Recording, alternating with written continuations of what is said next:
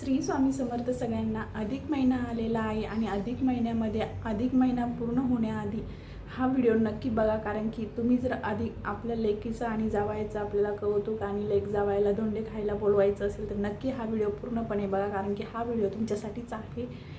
तर बघा, ह्या व्हिडिओमध्ये मी तुम्हाला सांगणार आहे की जावयाला आणि लेकीला अधिक महिन्यामध्ये धोंडे वगैरे खाण्यासाठी बोलवतात.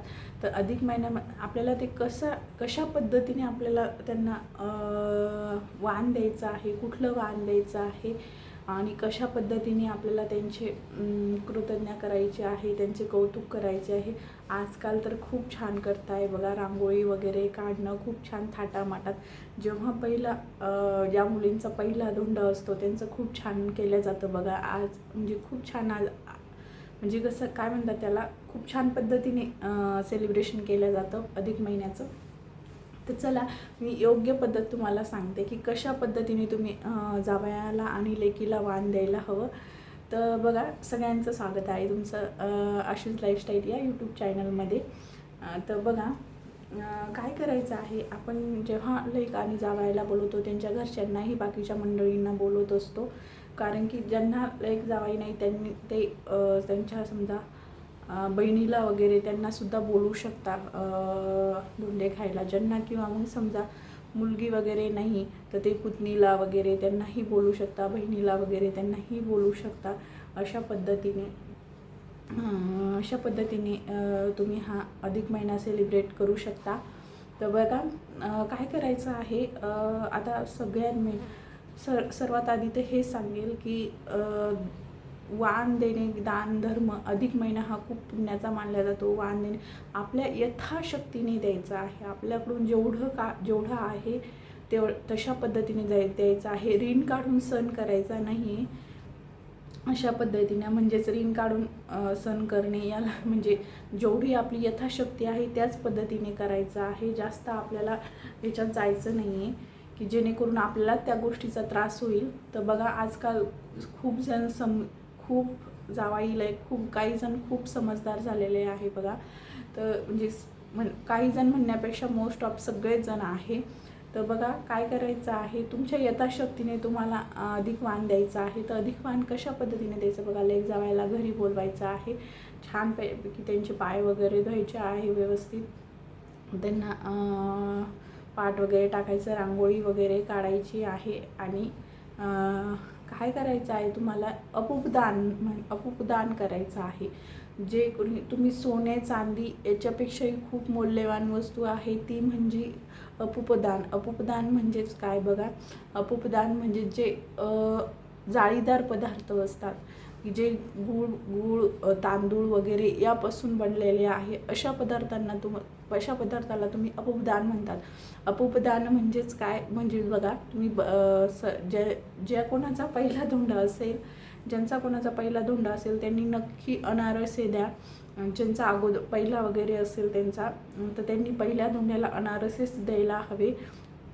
तर अनारसे, परत आपले बतासे, नंतर मैसूर पाक, अशा गोष्टी आपल्याला. आणि त्याच्यासोबतच आंबे द्यायचे आहे. 5 आंबे देऊ शकता तुम्ही. त्याच्यासोबतच एक तुम्ही चांदीचं ताट पण घेऊ शकता.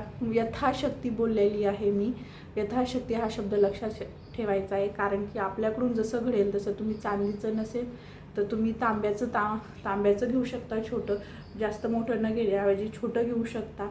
त्याच्यामध्ये तुम्ही 5 आंबे ठेवायचे आहे, अनारसे ठेवायचे आहे, 33 ठेवायचे आहे. ज्यांचं पहिलं आहे म्हणजे सगळ्यांनी 33 या 30 आणि 33 याने 33च तुम्ही अनारसे जरी दिले तुम्हाला 33च द्यायचे आहे, बतासे दिले तरी 33, मैसूर पाक पण 33. अशा पद्धतीने तुम्हाला सगळ्या गोष्टी 33 द्यायच्या आहे, कारण की 33 या अंकाला खूप महत्त्व आहे अधिक महिन्यामध्ये.